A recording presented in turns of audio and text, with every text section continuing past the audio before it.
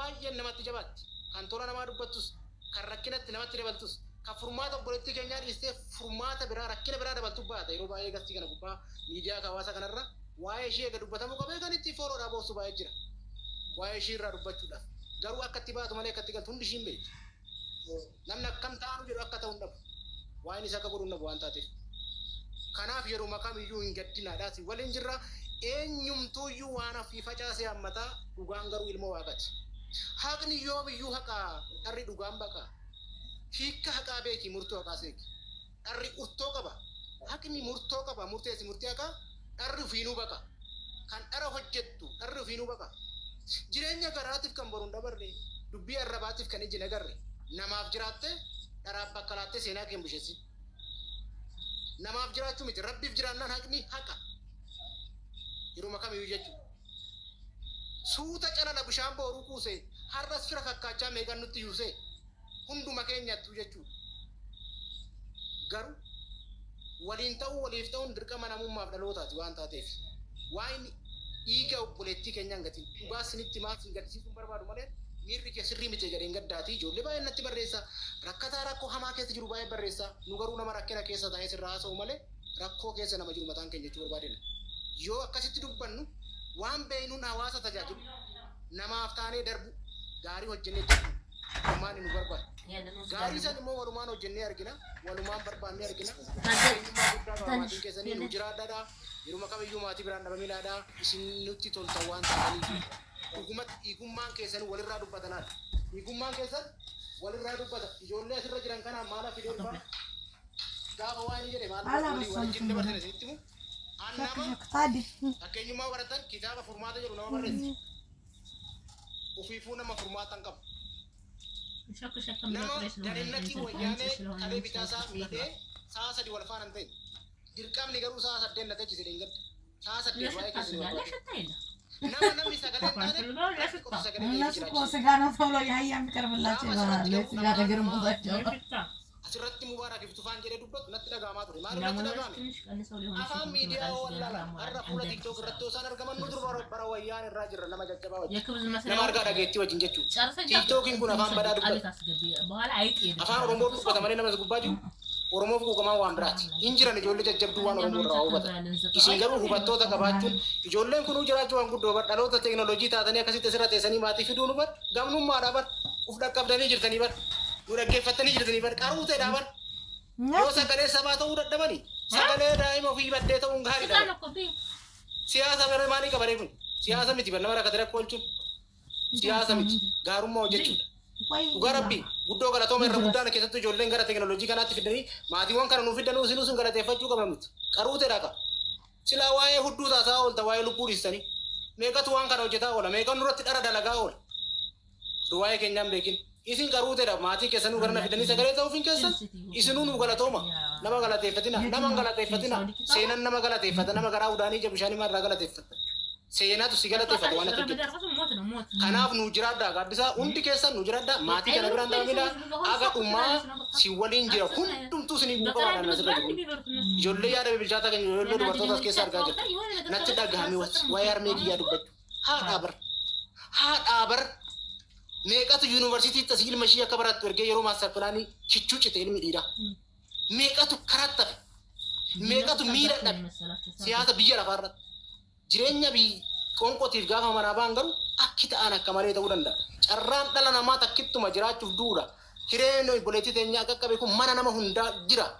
rabbi si wajjin haa ta'u si faana jirra haga dhumaa nuyi miti ijoolleen keenya obboleeyyan keenya hunduu si faana jira sinitti hin dhagaamin nama meeqatu biyyuma keessattuu du'aa afaa dhabee awwaallachuu dadhaba jechuudha. Kuni garuu siyaasa miti dhalaa ofii obboleettii ofiitti sagalee ta'uun wal faana ta'uun ijoollumtu kunuu kan gara miidiyaa hawaasaa kanaas fidan waan gaariidhaaf akka oolchan barbaada. Amma obboleettiin keenya duratti dubbattu si wajjin taphattu maal si'a namni itti fayyadama miidiyaa haala dubbiirra waan baay'ee itti dubbadhu baay'ee waan jiruufan. Nama kanatu bor dhaloota ta'a. Nama kanatu obboleettuma teessan akka amma rakkin irra ga'ee kana dubartoota biraati sagalee nu ta'uu danda'a. Yoo gorstame yoo miidiyaa hawaasaa akka itti fayyadamu bare yoo utumamaa deeme. Kanaaf naa jiraadhaa wal quba qabaannaa waa inni sababa obboleettii keenyaa kanaanuu wal barru rakkoo biraatiif illee waliin oolla waliif oolla. Kanaafuu nama juuti shorxaanaan jedhe namichi eessa jira jennaan inni Aye. Ummata si warri gaafatan jiru. Warri gaafachuu barbaadan mee warri gaafii barbaadan lakkoo tokko barreessi gaafachuu barbaadan. Intalli kennu sinin jette gaa. Ani kanan beeku kana sinin jetteetti. Wanni jettan jira. Mubarak keessa deemte.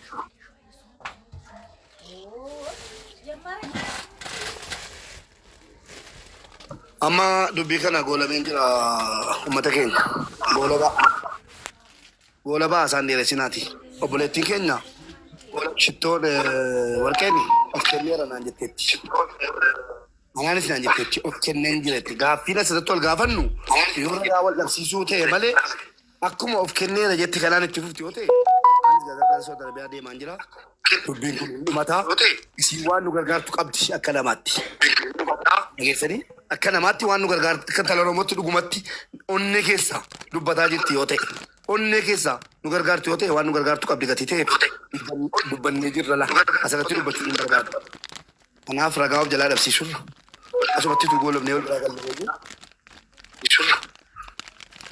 wayyuu manis dhaqee gurupiitti galee mata guruppii jabeessa. Wanti sin gaafattan hin jiru gaafadheera man dawwaleen gaafadhe qaxxitaa siin dawwalleen yeroo meeqa sii dawwalee miti an qaxxitaa Ijiptira. Dawwaltanii. Yoomuu akkatti waan irraa fuutan qabduu kan biraa. Waan irraa fuutan qabduu. Mubarak mabruki ingalchi bakka koo nan bu'aa mabruki ingalchi. Sitti ergaa jira. Moderatora kaastetta maaliif akkati galchuu hin danda'u? Moderatora irraa kaastetta. Yaa hin jiru galchuu hin danda'u nama maal akka ta'e hin beeku. Galchuu yookiin neetworkii kee ta'a malee an moderatora yoon fuudhe yoon kenneedha. Yaa mabruk nama jedhamu galchi inni sirriitti gaaffii sirnaa gaafatu. Anak maka video resume barbaanne. Adeemsa badaa jira. Dhageessanii adeemsa badaa jira. Bakka waan barbaadeef dhabeera. Waan barbaade gurbicha fi wal bartar gachuudha. Yoo rabbi jedhe yeroo gabaabaa keessatti gurbicha fi qaamaan isinii fidee dhufa. Utuu dhaabate bakka yoo na dhageessu ta'e asumatti dhaabate biifoolee obboleettii keenya amaanaadha akkuma sitti hime waan gochuu qabnu lafarratti goona. Dhumate ajandaa kun asti tuu golobame dhiifama naa godhaati. Ragaa of jalaa balleessuun hin ta'u. Waan isin godheettan hunda nan godhatteetti. Dhugumatti hin gooti yoo ta'e bakkan kaayee teessina eeddee bakkan geessina wajjin dhattee waan godhamuu qabu hunda wajjin hin gooti yoo ta'e hojiirran jira meeqeerran soofaan ture mucaan inni kerootti lamoo maqaan isaa ishiin akkamitti maal waan qabatamaa argitee too duute jettee akka warratti himte faa maal nu gaafadha dhiiroo maal argattee waan fakkeenya biyya arabaatti namni du'e jennee kan maatitti bilbilee himnu mana yaalaa reef micootanaa jiru dhattee argitee jirta. Waajjira poolisii qaama seeraa amma haqni abbaa baasuudha Oromoo. Haqni abbaa baasuudha nama kuma kuma dhibba saddeet jira. Maatiin kun miskiina. Dhaggeeffadhaa maatiin kun miskiina. Namni bira jiru sun eenyunni? Gaaffii tokko wanti isin gaafatan jiru kana booddee anas si geggeesse obboleetti. Eenyu namni bira jiru sun? Natu geggeesse bakka. Geggeesse. Chatti bira namni jiru sun eenyunni? Geggeessan hundinuu. Ijoollee keenya bira jiru. Waan na jalaa balleessaa jirtu. Gaaffii komantii taate. Ayyee bakka tura. Bakki isin jirtu suni natu kaa'e. Sini galee biifooleen quba qaba. Bakka ofii keenya barbaannu keenya jirra. Akka warra komantiitii fi bara nama komantii faayisaa jira gaaffii. Dhaggeeffadhaa. Yoo mucaan kun baate amma gaafa nu seera qabsiifannutti. Sini galee amma gaafa seera qabsiifannee seeraan amma tarkaanfiin jiru maa inni beektu wacinaati tarkaanfii seera qofa. Tarkaanfii seeraa kana keessatti haqni abbaa baasu kanaan waaqee walitti waamne itti galle. Mucaan of kennuu ta'es nama kennuu ta'es qophiidha jetteetti. Wannan beeku kana qofaa. Of kennuudhaafis qophiidha nama kennuufis qophiidha jetteetti. Dhumateera asirratti na naasofsiisna. Dubbiidhu jalaa badu jira. Waan isin hin dirqama waa hunda beeku qabdu isin.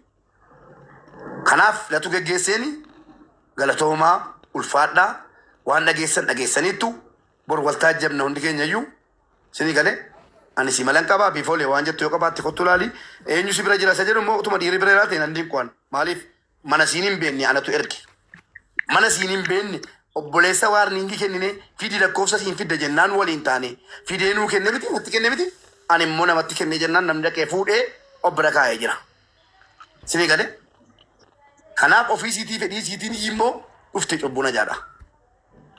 Ergan obboleessa qabannee dubbiin jabaatee obboleessi dhufee asirratti mankaraaree iyyee amma kootuusiin amma kaateetuusiin mana sanaa badde obboleessa qabama maaliif sagaleen qabaan itti gaafatamummaa isiin fudhattaa jennaan isiin fudhu itti gaafatamummaa ko'an bakka mubaarak na kaa'een deemu jettee jennaan eeyyee jedhee Oromoo 3,000 irratti itti gaafatamummaa isii fudhateera. Isiin achi sochoonaan itti gaafatamaan obboleessa qabama. Akkasii waasii xaxni lafa keenya jirra. Yoommoo itti caallee jenne cunqursinee dubbii rabbii namaan galu biti qulqulluudha sin jedhu maali sin jedhu seera jira seera bukkeetti immoo rabbi jira kan rabbi caala rabbiin kadhaafi amma dhugumatti yoo mucaa kanaa quuqamtanii as taa'aa jiraatanii nama 5,000 taatanii taa'aa turtanii iyyeen dadhabee guruppii sanatti dabalamaa jedhe mee guruppii sanatti dabalamtanii wal jabeessitanii birrii 100 akkaawuntii haadhaa irratti birrii biyya jirtanuu 100 yoo gargaartanii haadha kana haqa mucaasee akkasiin barbaaddattu xabaqaa bitattee maal jetti wanni kun karaa dheeraa deemama xabaqaa nama barbaachisa hin qabdu harka qalleettiidha yoo gargaarre yoo maal sinitti fakkaata guruppii isaatti galle liinkii kaa'e warra jedhaartan ayyee liinkii yoon kaa'e sila liinkiidhaan seenanii nu jalaa gubanii nama 500 walitti qabanne kunoo lakkoofsa sinii gannaa qabadhaa duwwaa 25 19 65 duwwaa 89 84 WhatsAppiidhaan hayi yeroo jettani liinkii guruppichaa sinii dhufa. Liinkii guruppichaa tukaati ol galaati. Geessanii waan dandeessan akkaawuntii haadhaaf abbaa irratti walitti qabaa kunoo sinii barreeffamaa rafudhaa. Ammuma achiin kottaati kanumaa jette. Kana jaala maal goona ka? Ay bareeda Mubaarak isi warri miidiyaa gama miidiyaatinillee waan silaa barbaachisullee gaafattanii taani yoo rabbi nagaana isi fidaatillee qaamaanillee akka kanaa olitti teettee gaafachuu dandeetta. Kun ammoo hojii irratti dhugaan adda baati. Haga illee ilaalchee lama namaatiin namuu gaafatte waan barachuu barbaannullee irraa baranne qaamaanillee teennee galgala ganamattillee qaayinee wajjiinillee haasofnee akkuma tireef jette san ija namaa irraallee fuula namaa irraallee waatu ifa beekadhu.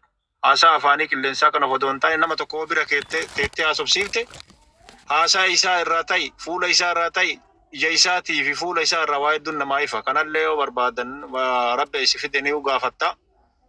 Taani ammoo hujii of duraattu nu hafa. Kanarratti mucayyoon tun yookaa haasaa amma haasofte kana irkeessaa gatti yookaa waa itti dabalti yookaa hujii waan nu barbaannu nu waliin raawwachuu diddi gaafsan ammoo waan jennuu fi waan goonuu qabna waan ta'eef ammaaf ammoo waan godhamuu qabus akkuma kalee keessaanis walii ibsaa bakka kana geenne san ammallee of duraafillee maaltu nu eeggata walii ibsaa haa deemnu jechuu qaba barbaadanillee.